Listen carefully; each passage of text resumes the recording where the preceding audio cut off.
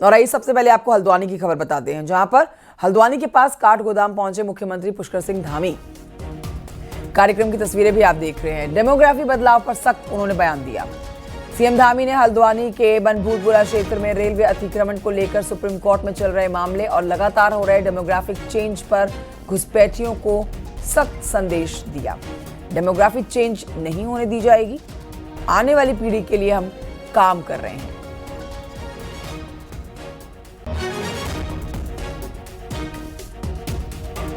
माननीय सर्वोच्च न्यायालय में मामला चल रहा है। सर्वोच्च न्यायालय जल्दी से जल्दी उस पर जो भी निर्णय देगा उसके अनुरूप हम सब कार्रवाई करेंगे। हाँ, ये डेमोग्राफी राज्य की नहीं बिगड़नी चाहिए। देवभूमि है, यहाँ की डेमोग्राफी को न बिगड़ने देने के लिए हम पूरी तरह से संकल्पबद्ध हैं। उत्तराखंड के लोगों का हक किसी भी कीमत पर नहीं मारा जाना चाहिए।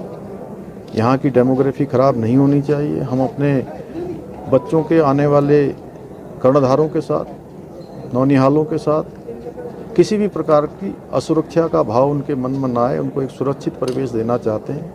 हमारी आने वाली पीढ़ियां यहाँ सुरक्षित हों, इसलिए किसी भी कीमत पर जो घुसपैठिए हैं, जिन्होंने यहाँ पर डेमोग्राफी को ख़राब किया है, गलत तरीके से यहाँ पर तमाम प्रमाण पत्र लिए हैं, तमाम पहचान पत्र बनाए हैं, राशन कार्ड बनाए हैं, उनके खिलाफ हम सख्त कार्रवाई कर रहे हैं। बढ़ते हैं आगे। नैनीताल की खबर आपको बताते हैं, जहां पर नैनीताल में भवाली के पास में भूमियाधार रोड पर अवैध मस्जिद होने की शिकायत मिली। जंगल में बनाई गई मस्जिद की जांच में प्रशासन को बड़ी बात पता चली। प्रशासन ने जब इसकी जांच की मस्जिद की तो बड़ा खुलासा हुआ। रेवेन्यू और फॉरेस्ट की टीम ने जांच की थी इस मस्जिद की, और जांच में ये खुलासा हुआ है कि 101 साल पहले यानी कि 1924 में मस्जिद के लिए 2 नाली 5 मुट्ठी जमीन लीज पर दी गई थी, लेकिन अब वर्तमान में यहाँ 45 नाली से ज्यादा जमीन पर निर्माण किया गया, यानी करीब 20 गुना ज्यादा 43 नाली फॉरेस्ट लैंड पर अवैध कब्जा मानी जा रही है। अब इसके ऊपर जल्द ही आप एक्शन होते हुए देख सकते हैं।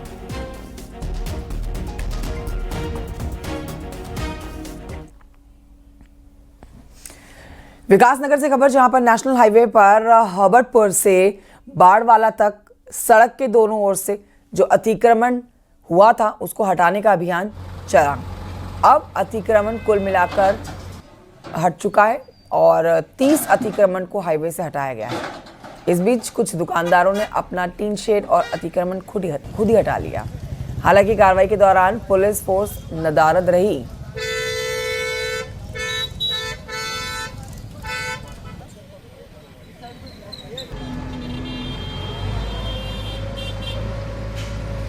हमने अंबाड़ी से शुरू किया था और जीवनगढ़ तक हमने वो कर दिया है।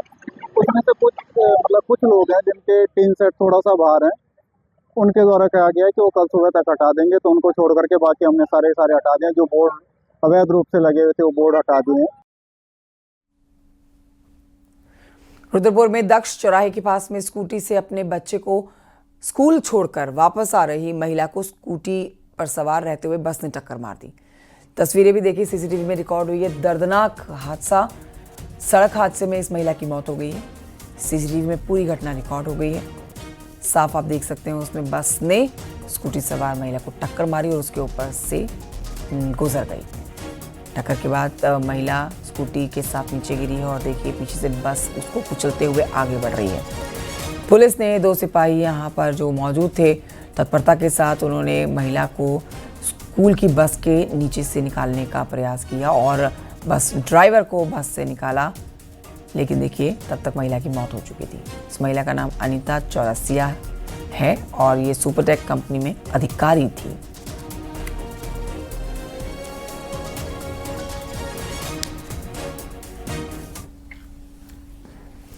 खबर रुड़की से है। यहाँ पर पिरान कलेर इलाके में कार सवार ने बुजुर्ग को कुचल दिया, जिससे बुजुर्ग की मौके पर ही मौत हो गई। ये पूरी घटना सीसीटीवी में रिकॉर्ड है, देख सकते हैं आप। बुजुर्ग जमीन पर बैठे हुए हैं और तभी अचानक से आती है कार, उसको रौंदते हुए चली जाती है। फिलहाल पुलिस ने शव को कब्जे में ले लिया है, पोस्टमार्टम के लिए भेजा। पुलिस मामले की जांच कर रही है।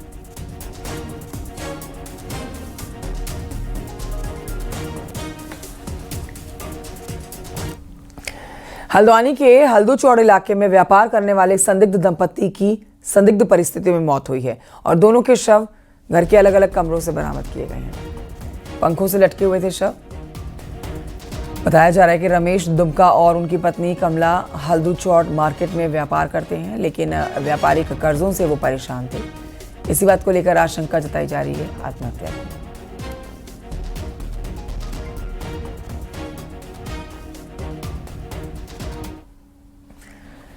विकासनगर में एक बड़ी लापरवाही सामने आई। यहां पर इच्छाड़ी डैम से अचानक से पानी छोड़े जाने के बाद टॉन्स नदी में अफरा तफरी मच गई। देखिए, आप तस्वीरें देख सकते हैं। डाउनस्ट्रीम पर काम कर रही एक पोकलेन मशीन अपने ऑपरेटर के साथ पानी के तेज बहाव में फंस गई, लेकिन गनीमत रही कि समय रहते रेस्क्यू ऑपरेशन चलाकर ऑपरेशन को अंजाम दिया गया और ऑपरेटर की जान बचा ली गई। पोकलेन मशीन को निकाल लिया गया। पकड़ लिया।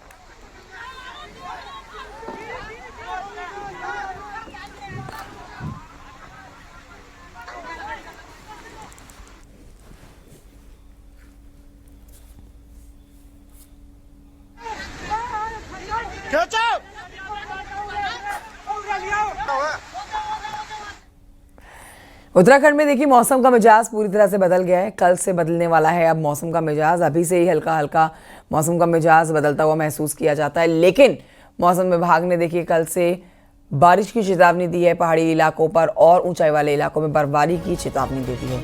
ये पूरा अनुमान जता दिया गया है, जिसकी सुबुगाहट आज से ही नजर आने लगी है। हल्की बूंदाबांदी आज भी होती नजर आ रही है। 3500 मीटर से ऊंचाई वाले इलाकों में बर्फबारी का अंदेशा है। चमोली, उत्तरकाशी के ऊपरी इलाकों में बर्फबारी की संभावना है।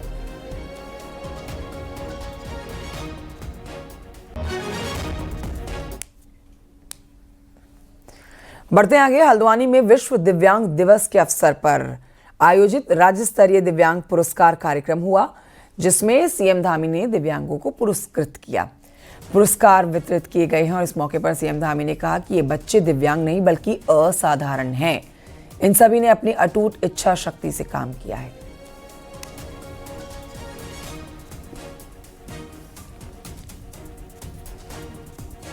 आज जो मेरे सामने जो मुस्कुराते हुए चेहरे नजर आ रहे हैं, ये किसी दिव्यांगता के प्रतीक नहीं, बल्कि इनकी अटूट मेहनत, अटूट इच्छा शक्ति, उज्जवल भविष्य का ये प्रतीक है। अभी आपने देखा हमारी बच्चियों ने कितना अच्छा यहाँ पर शानदार नमूना हम सबके सामने प्रस्तुत करें। पूर्व मुख्यमंत्री और कांग्रेस के सीनियर लीडर हरीश रावत ने एक बड़ा बयान दिया, जिससे राजनीतिक हलचल मच गई है पूरे प्रदेश में। हरीश रावत ने कहा है कि उनके परिवार का कोई भी सदस्य विधानसभा चुनाव नहीं लड़ेगा। उन्होंने कहा है कि हमने लोकसभा चुनाव के लिए वोट मांगे थे, इसलिए लोगों के बीच जाना भी जरूरी था। रावत के इस बयान को कांग्रेस की अंदरूनी राजनीति के से जोड़कर और अंदरूनी कलह से जोड़कर देखा जा रहा है। जानकारी आपको दे देते हैं कि देहरादून की धर्मपुर सीट पर हरीश रावत के अपने बेटे के लिए संभावनाएं तलाशने की भी चर्चा थी, लेकिन अब उनका ये बड़ा बयान सुर्खियां बटोर रहा है। और मैं ये बिल्कुल साफ कर चुका हूं कि न मैं न मेरे परिवार का कोई सदस्य, हमने लोकसभा का वोट मांगा, अब भी हम लोकसभा का ही वोट मांगेंगे वहां से। और रहा सवाल संपर्क और सेवा का, वो निरंतर बना रहेगा। उन्होंने बहुत स्पष्ट तौर पर बातों बातों में संकेत दे दिया कि 2 लोकसभाओं के अंदर, नैनीताल लोकसभा और हरिद्वार लोकसभा में मेरा वर्चस्व कायम रहेगा। उन्होंने कहा कि हम विधानसभा चुनाव मेरा परिवार नहीं लड़ेगा, लेकिन उन्होंने ये साफ कह दिया है कि भाई लोकसभा नैनीताल और लोकसभा हरिद्वार दोनों में मेरा वर्चस्व है। अगर मुझे जो भी लड़ना होगा, इन दोनों लोकसभाओं में मेरे परिवार के लोग लड़ेंगे। उत्तराखंड में 2027 विधानसभा चुनाव से पहले राजनीतिक हलचल तेज हो गई है। अब कांग्रेस और बीजेपी दोनों की तरफ से अब मुलाकातों का, जोड़ तोड़ का और अंदरूनी हलचलों ने माहौल को बहुत गर्म कर दिया है। इस पर आपको एक खास रिपोर्ट दिखाते हैं, देखिए।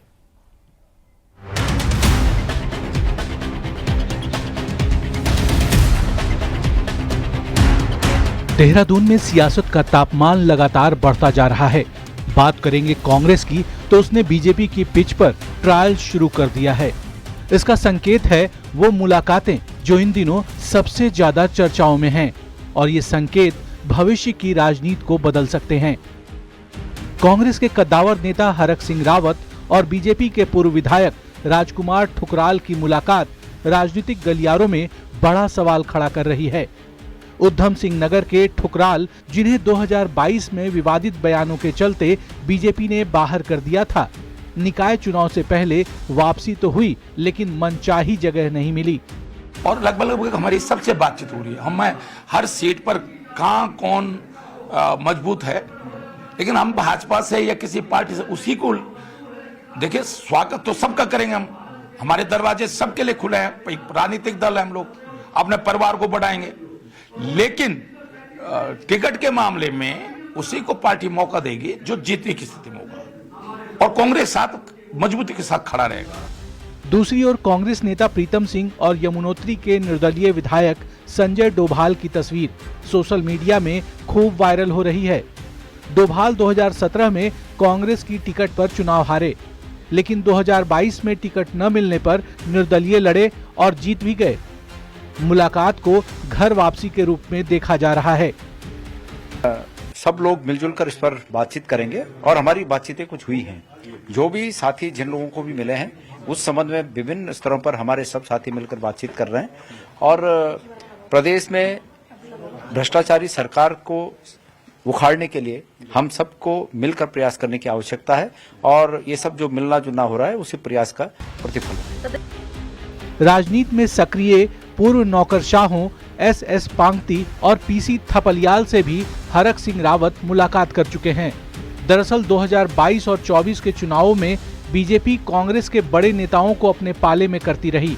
नतीजा, कांग्रेस को इसका भारी नुकसान भी झेलना पड़ा, लेकिन इस बार कांग्रेस उसी दांव को बीजेपी के खिलाफ खेलती नजर आ रही है। सुनील नौप्रभात, न्यूज़ 18, देहरादून।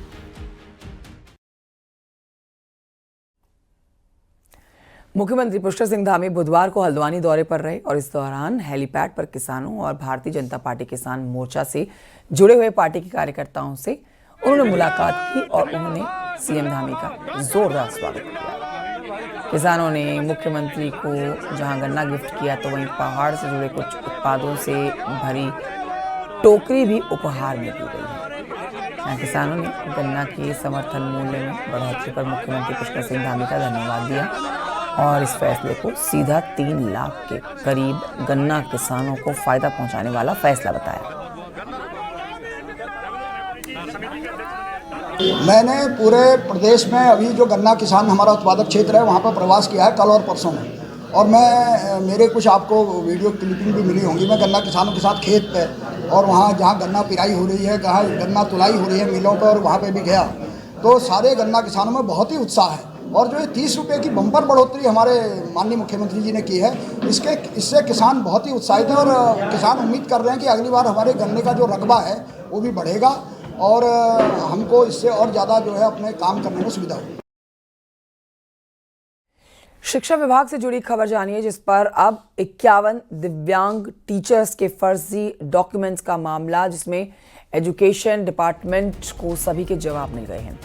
माध्यमिक शिक्षा निदेशक मुकुल सती का कहना है कि जांच में पाया गया है कि ये सभी मामले साल 2020 से पहले के हैं, जब फर्जी दिव्यांग प्रमाण पत्र के जरिए नौकरी मिलने की शिकायत मिली थी। अब इस पर डीजी हेल्थ को भी लेटर भेजा गया है। जांच के दायरे में वो सीएमओ भी आएंगे जिन्होंने डॉक्यूमेंट पर मोहर लगाई है। जल्द ही सरकार के द्वारा बनाई गई कमेटी अपनी जांच रिपोर्ट देगी और सभी 51 दिव्यांग टीचर्स पर फैसला लिया जाएगा।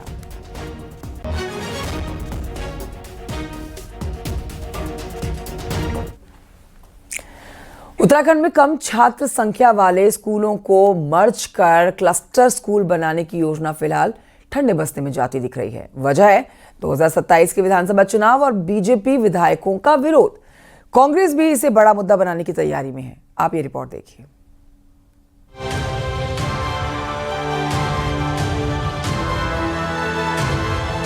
उत्तराखंड में शिक्षा विभाग ने कम छात्र संख्या वाले स्कूलों को मर्ज कर बेहतर सुविधाओं वाले क्लस्टर स्कूल बनाने की योजना बनाई थी। इस योजना के तहत 1520 स्कूलों को मर्ज कर 559 क्लस्टर स्कूल बनाए जाने थे।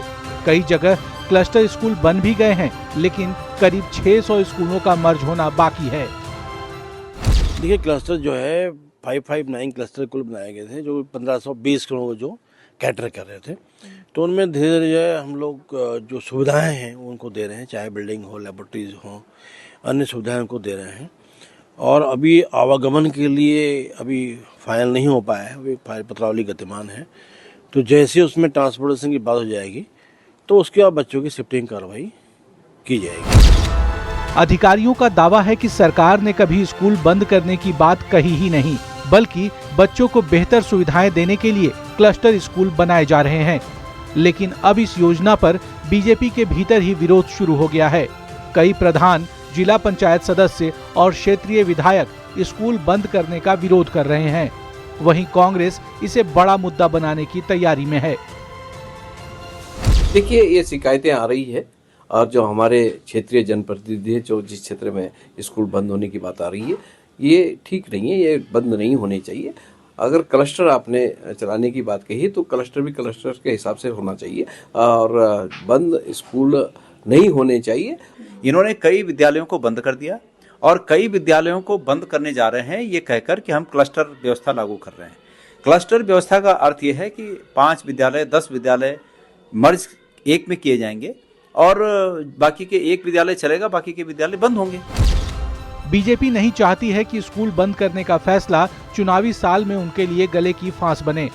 कांग्रेस इसे बड़ा मुद्दा बनाने की कोशिश में है। ऐसे में क्लस्टर स्कूल योजना फिलहाल होल्ड पर जाती दिख रही है। देहरादून से न्यूज़ 18 के लिए भारती सकलानी की रिपोर्ट।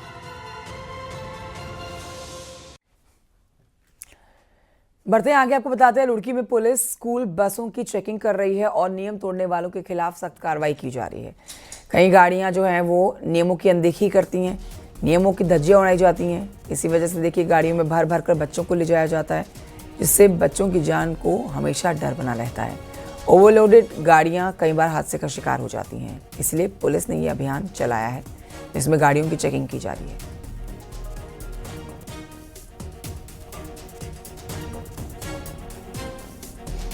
एक्चुअली स्कूल प्रबंधन इन मामलों में थोड़ा पल्ला झाड़ लेता है। उनका ये कहना होता है कि हमें गेट से अंदर आने के बाद बच्चा हमारा है, गेट के बाहर पेरेंट्स कैसे लेके आ रहा, क्या लेके आ रहा, थोड़ा इसमें वो टालम टोली करते हैं।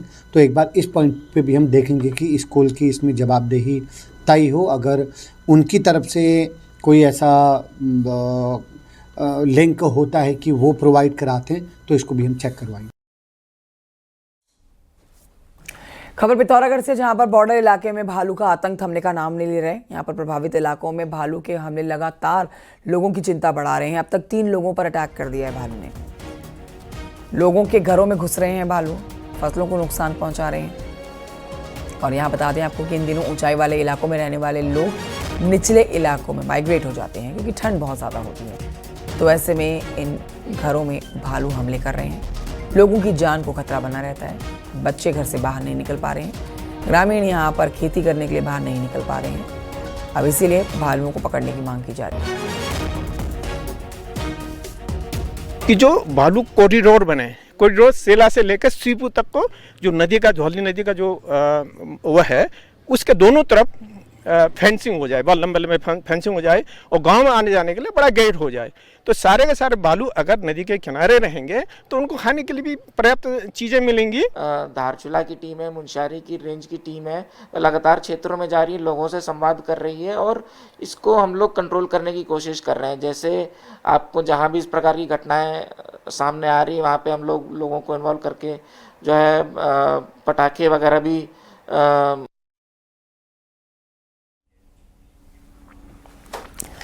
टनकपुर जौलजीबी रोड राष्ट्रीय सुरक्षा के लिहाज से अहम तो है ही, साथ ही बॉर्डर इलाकों के लिए मील का पत्थर भी है। ऐसे में दशकों के इंतजार के बाद इस रोड के बनने के आसार अब नजर आ रहे हैं। रिपोर्ट देखिए।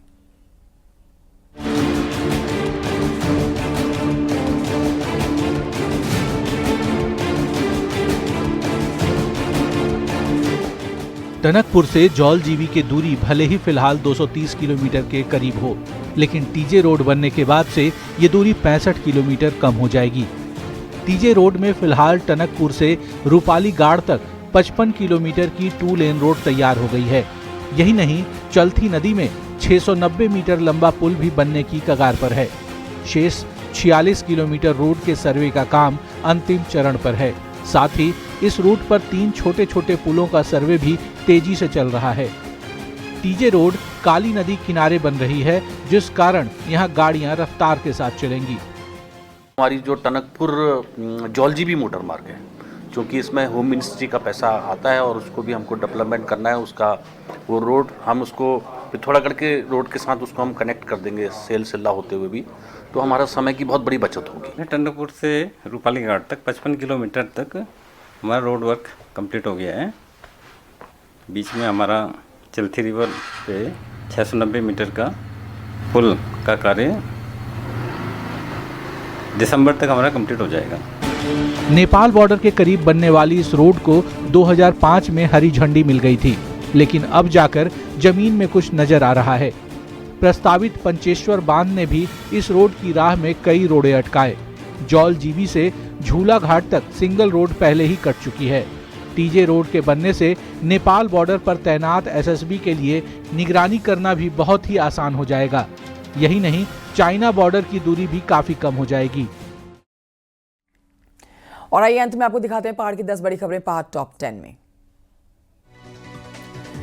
बागेश्वर जिले के कई हिस्सों में पिछले दिनों से जंगलों में आग धधक रही है। गरुड़ क्षेत्र के हुनेरा तिलसारी मटे समेत आसपास के जंगल आग की चपेट में हैं।